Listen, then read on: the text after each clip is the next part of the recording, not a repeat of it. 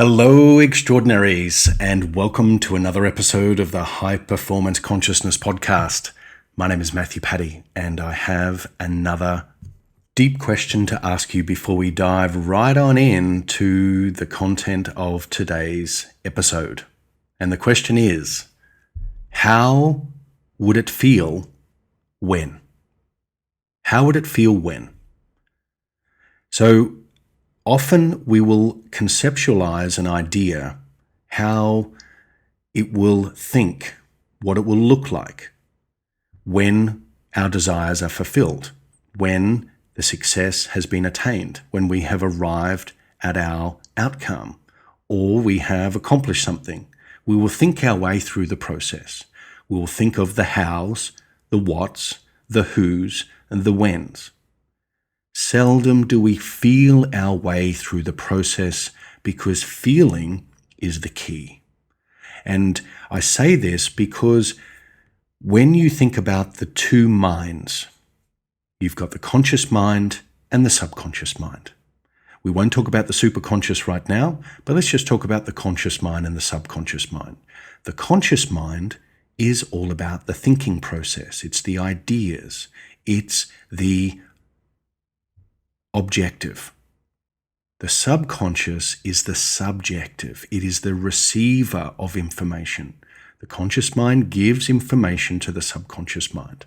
So when you are clear on what you want and you're clear on the feeling of the end, then the conscious mind and the subconscious mind marry together, and they produce electric results.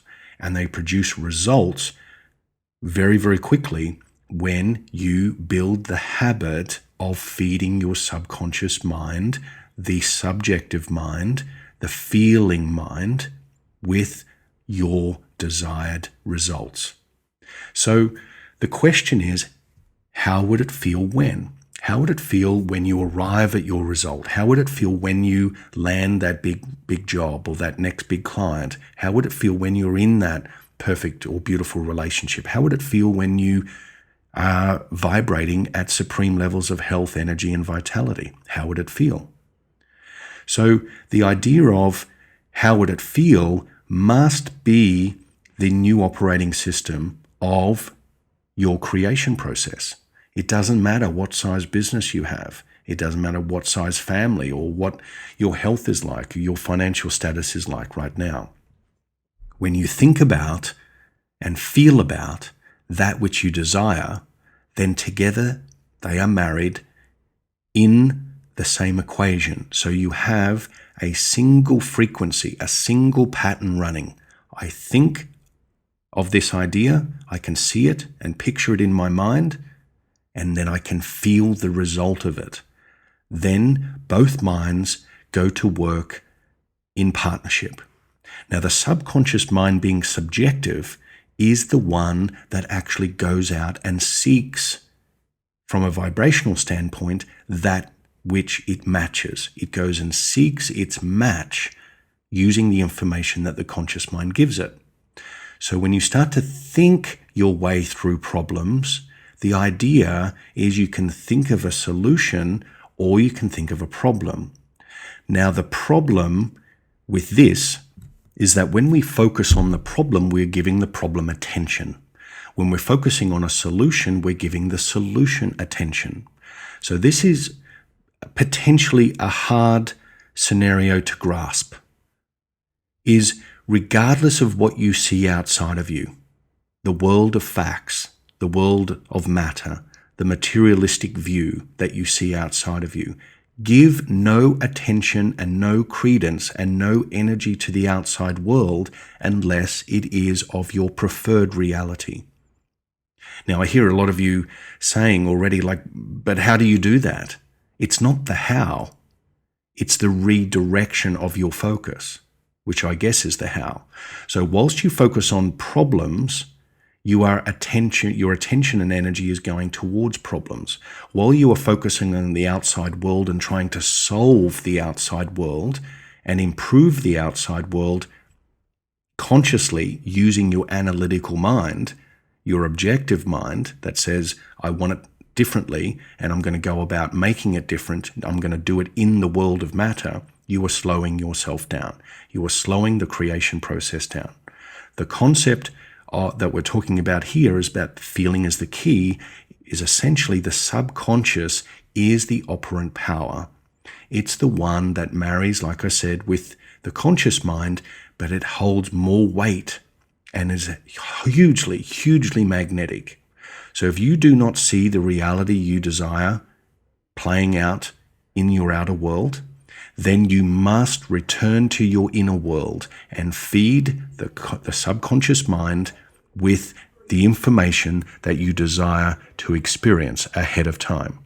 And this is one problem, again, using that term, that I see in the world. Too many people invest and spend all of their energy in the outside world attempting to correct the effects of their subconscious mind. I'll say that in another way. Maybe you are looking at your outside world thinking something has to change. I don't like this. This is not my preferred reality. So you go about being busy, hustling and grinding, efforting, trying to find solutions to the problems you see in the outside world. That being, you are not living your ultimate reality. You're not experiencing your preferred experiences. They're mixed up or jumbled up. So whilst you invest all your time, energy, and focus in the outside world, you are not upgrading your inner world. The inner world plants the seed and harvests at lightning speeds. Remember, the subconscious is the long-term memory. The conscious mind, which is the objective, saying this is what I want, is the short-term memory. So if you want to change your outside world, you must invest new information in your subconscious and do it over and over and over again. Rinse and repeat. Now, there has been lots of different programs out there on the marketplace for decades, all talking about affirmations and all talking about writing a new reality and all these sorts of things. Rewiring the brain by, thinking better, by listening to music or binaural beats, all these sorts of things. Now, there's a hole in that bucket because although they are supportive and they are part of the process, they invariably leave out a huge, huge golden nugget, which is feeling. Now, feeling is not done through the head. Feeling operates through the heart. So, if you have made your senses, your feeling senses, redundant because you're used to living in the head and you're used to processing things in an analytical, logical, linear way, and you think your way out of things just as you think your way into things, that's okay. It might work for you. But you are leaving a huge amount of potential on the table because you're not able to connect with the feeling centers. The feeling center is the subjective mind, remember. It's the subconscious. It's the feminine principle. And so when you can feel your end alive in your nervous system as the new reality right now, and you rinse and repeat it and continue to do it over and over and over again, you then push that new energy onto the substance of your outer world. You're essentially creating a whole new electromagnetic signature. And the signature that you are broadcasting is now feeling-based rather than just thinking-based. Feeling trumps thinking every day, all days. 100%. So if you find it difficult to feel, and just as you may find it difficult to imagine or to visualize, there are different ways to feel. And I encourage you to explore different ways to feel your end. It could be felt through the body. It could be felt through any of the five senses, 2 or 3 out of the 5 senses. Most people have 1 or 2 senses that are more optimized for feeling than others. So you may have a really strong sense of sight and a strong sense of smell. You may have a really strong sense of hearing and a strong sense of taste, as an example. If they're your primary senses, you're strongest in those areas, then use those to your advantage. So you bring those in and use them as the dialing method on your universal phone to tune in to the preferred end, into the end or the desired outcome that you would like to experience. So what I'd love you to do is I'd love you to go about feeling your end, feeling the desire, feeling the result, feeling the outcome, and to build a scene around that signifies that the desired end has already occurred. So instead of thinking to change the outside world matter to matter, go to the inside world. Go to the world of feeling and upgrade the senses to a new octave and a new vibrational equivalent to your end, your preferred end. That's what I'd love you to do. Because if more people in the entrepreneurial space, in the business space, in the world in general, felt their way into their end and expressed that through their daily actions, could you imagine how much more would be achieved? How many more people would be satisfied and fulfilled and excited and empowered by the journey of entrepreneurship, or the journey of relationship, or the journey of wealth management, or the journey of health, or whatever it's going to be? Feel your desired end and give no attention to the outside world. When I've said this in the past to some previous students, there's always one or two people that will try to counter it because they are trapped in the outside world. The outside world continues to generate the same stress, anxiety, fear, and depression that they are trying to escape or overcome.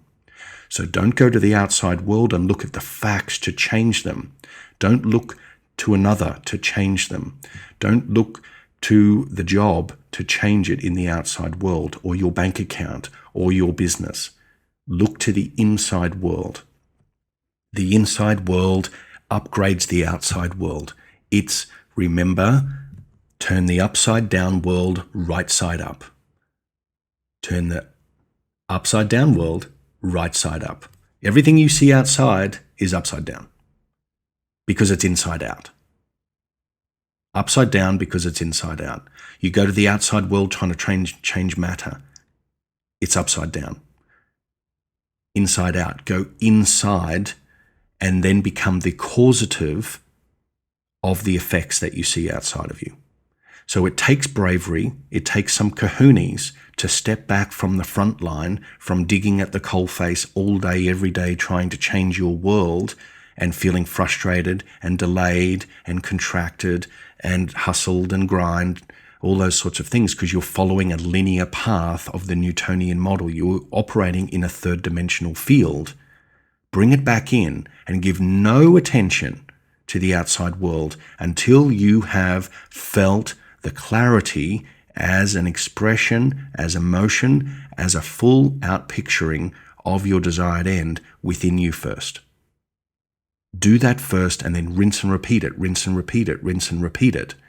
The outside world will begin to fold and manifest around the new signature of energy that you are broadcasting.